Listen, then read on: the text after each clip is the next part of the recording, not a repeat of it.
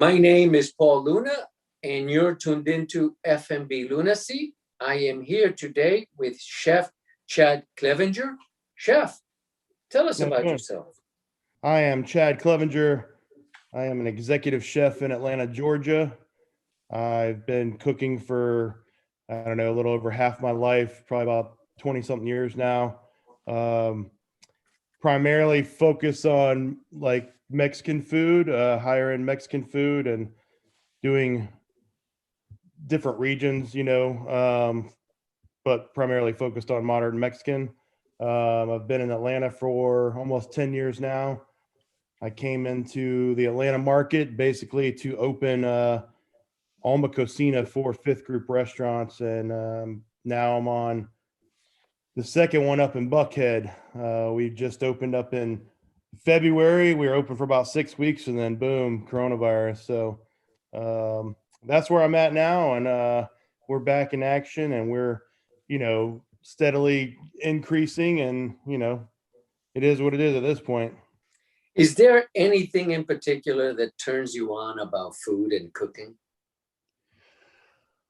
Well, you kind of hard to see me, but I obviously love to eat. But I guess the love of food for me kind of started young, but I typically just love food and the flavors and the textures now as a chef. It's like things that get me off about food are those combinations, and like now being a chef and being more interested in the backside of things on how it gets to the plate. What's important, taste or food presentation? Oh, taste all day long. I want my food to taste good. I don't necessarily want it to look like slop on a plate, but I'm much more interested in it being good tasting. Chef, are you a breast or a legs man? In terms of a chicken or some type of bird, probably legs. What type of music do you enjoy listening to when you're not at work? I listen to anything from what would be called, rock or alternative, to hip hop, to more guitar-like music where, a Les Paul or a BB King type stuff. That maybe my dad played guitar, so I do like to hear a good guitar. Name 3 ingredients in your apartment house you cannot live without. Some cheese, eggs, and QP mayo or Duke's mayo.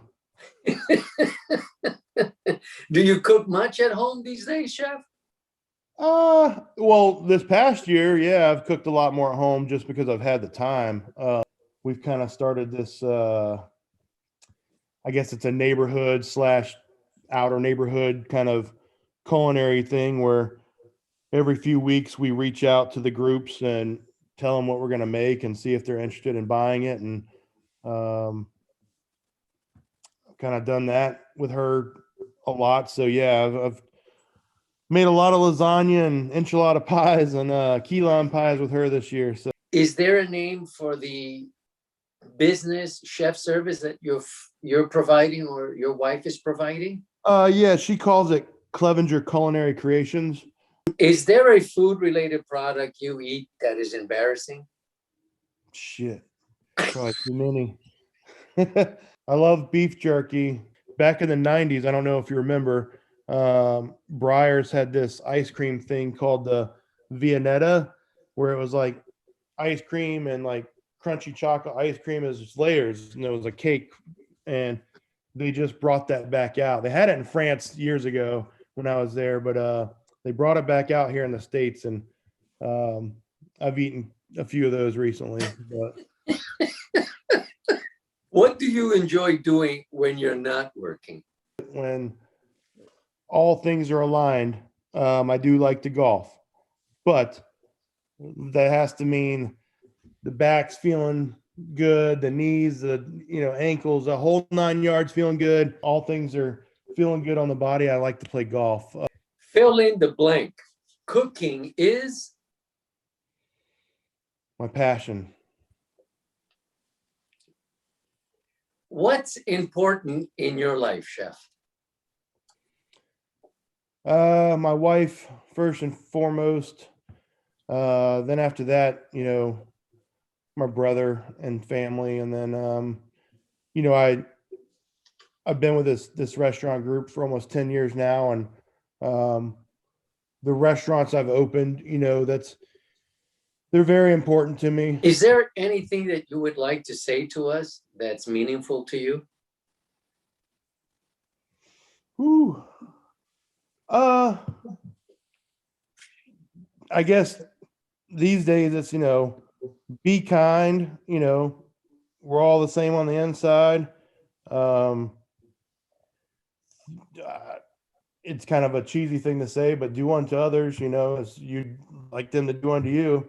I mean, you get one life, you know, I mean, might as well live it to its fullest. And whether that means traveling or eating or, you know, hanging out with loved ones, going to sporting events, I mean, I guess do what you can to do what you love. What does playing with yourself mean to you?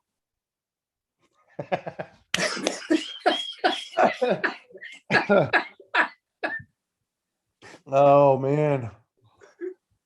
Okay, so there's two meanings to that. I guess there's the obvious, you know, the the inappropriate part of that. Um, if I'm not being inappropriate, then it's probably you know, I don't get a whole lot of time to myself. So I guess when I am playing with myself, it's doing the few things that Chad loves to do. You know, eating the things I want to go eat, going to see the movies I want to go see. You know, I guess it's, you know, taking that time to take care of yourself and enjoy things you like. I mean, it kind of rolls right back into it. But Chef, do you consider yourself a lunatic? probably, man, I don't know the exact definition of a lunatic. Um, I'm pretty sure I'm close with the definition, but yeah, I think any any artist who's passionate about their craft, their art, um, is somewhat, yeah, crazy about uh, their love and their passion into that art and food or whatever it might be that they're creating. Um, that, and I personally think we all as humans, you know, we all have a little bit of crazy inside. Or I I'm not the craziest of chefs. I've been known to do some of those crazy things, and I don't want to be labeled like as the crazy chef that, you know, throws a knife or a pan at you. But um, I think just how I think about things and food, and uh, from there when it goes awry and it gets a little wild, yeah, I guess I'm a little bit of a lunatic.